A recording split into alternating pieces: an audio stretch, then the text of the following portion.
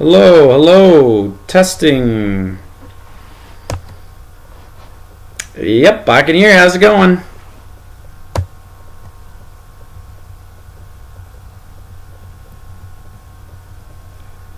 Okay, well, I'll get started. So, I'm Spencer Draves, and this summer I had an internship at Ranir. And Ranir is a global leading manufacturer of store brand consumer oral care products. So, Meijer or Walmart brand oral care products most likely come from Ranir.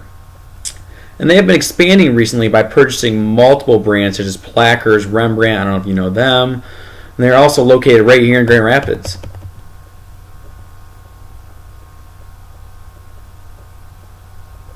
Alright, so a common issue in developing nations is a lack of oral care. Now, while I was researching about this, Ethiopia was the country that seemed to keep popping up on every site.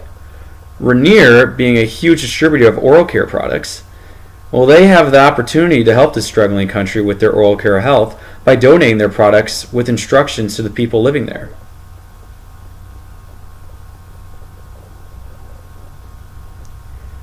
Well, not exactly. So, Ranir currently donates to charitable organizations and disaster relief. Now, when I was working there, they had a ton of products that they would just put in a huge cardboard boxes, and then they would let the employees take whatever they wanted. So, all that was left from this would then be donated locally. So, instead of donating this to the local community, they would start a program by shipping this product to Ethiopia with instructions on how to use it.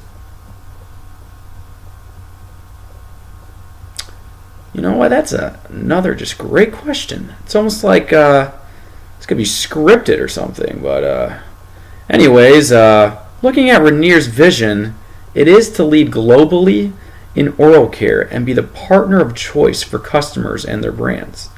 So in order to be a partner of choice, they have to show that they are a company that's just not about profits. And that was exactly what this program would do.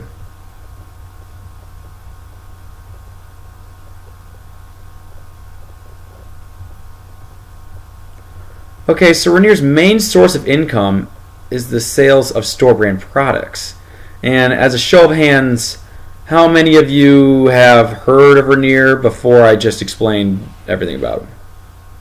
Let's get a hand up if you've heard of it. Okay, exactly. So, what is a way for Ranir to break the noise of its competitors and become more known? I mean, we're in Grand Rapids and not that many people know about them.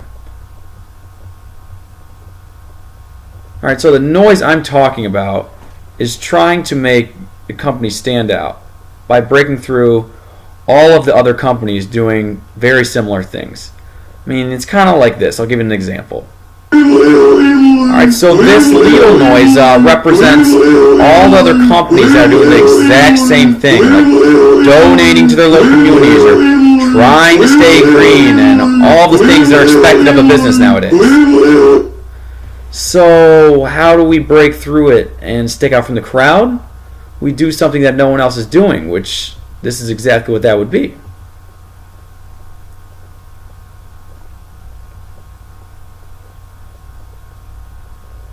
Alright, so in most industrialized countries, it's about 1 to every 2,000 head of population to a dentist. Now in Ethiopia, it's about 1 to 366,000. About 48% of Ethiopians do not even brush their teeth. Now, a study done by the Journal of Preventive Medicine in Ethiopia's capital surveyed 658 children ages 10 to 14. The results were that 47.4% had cavities and the prevalence of oral disease was 35.4%. These are both alarmingly high percentages. Also, on the actual website of the university located in the capital of Ethiopia, it states, and I quote, "Dentistry is one of the least addressed disciplines in the history of medical practice in Ethiopia."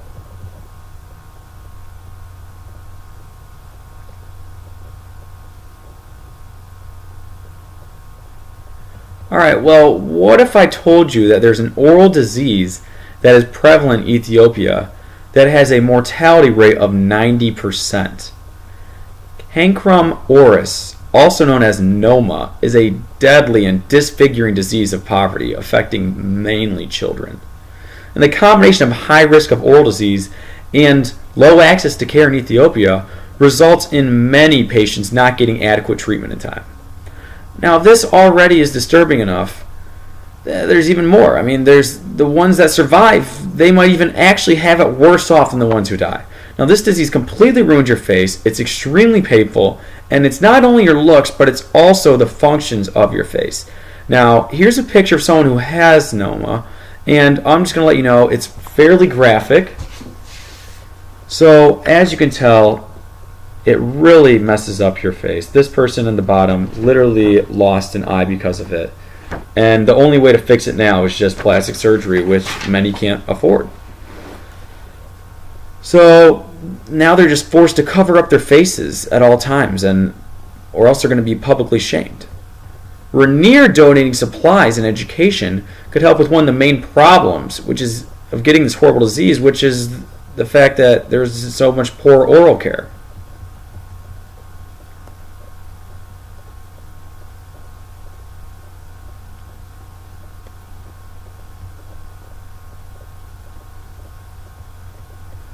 Alright, so Ranir could partner with a group from Boston College to help educate the people of Ethiopia about oral care and give them the supplies they need. This group of 3 doctors traveled to Ethiopia to implement an oral health education program for school children. Now, after the education program, the school children's knowledge of toothpaste and toothbrushes increased from 2.5% to 91.7% and 22.9% to 97.5% respectively. Now, this massive jump in knowledge about oral care is exactly what the program for Ranir would be looking for. I mean, this truly could make a huge impact on thousands of lives. And partnering with them, along with giving directions explaining how to use the products with different visuals, would give them the knowledge that they need.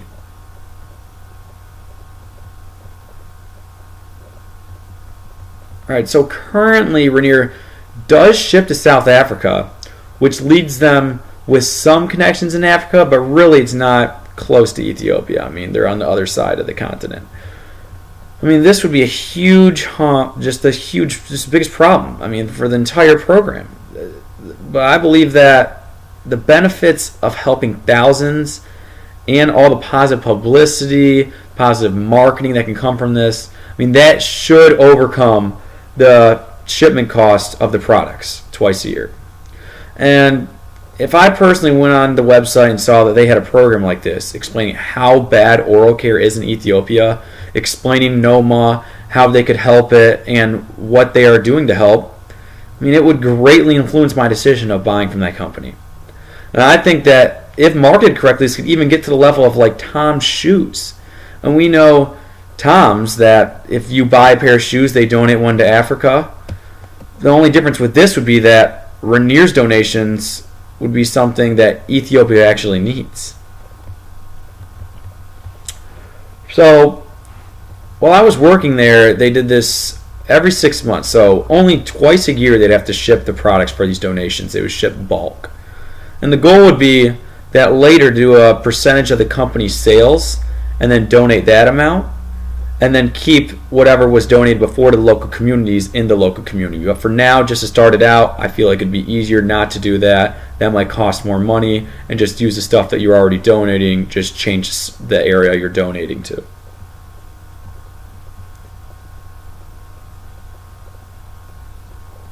Well, no problem. I'm glad I could help. Bye-bye.